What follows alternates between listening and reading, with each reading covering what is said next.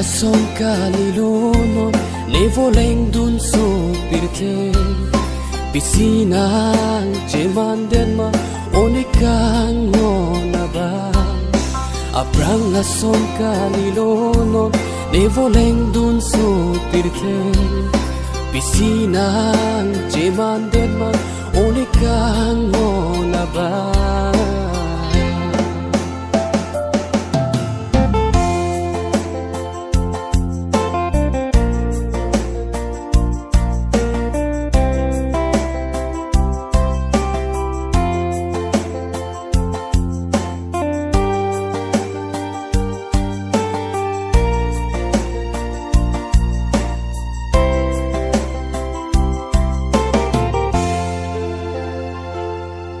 Nang panang tek long cheng pen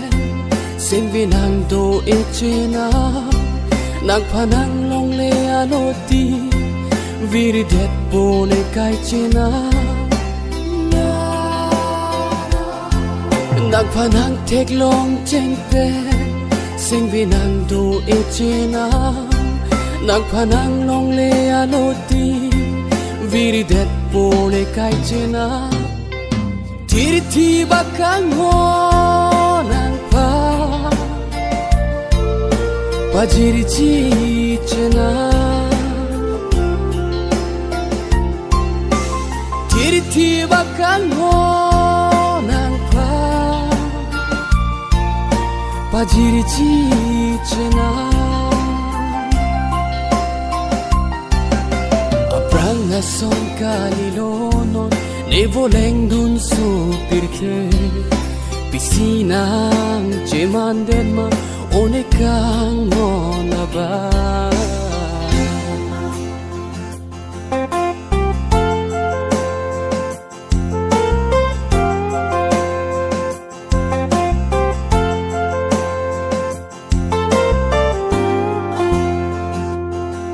Nang hen oneka Nang hen lo le chete Nang panok a joy ne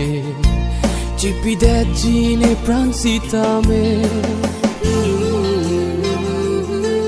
Sing vi honduk ni pide ride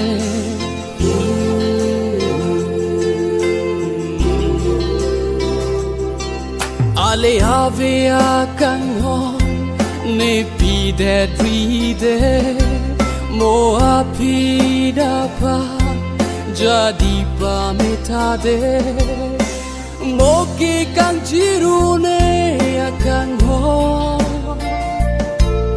Cemande pode Mo ki kang jirune akan ho Cemande pode Apranga son kalilonon Ne voleng dun so pirte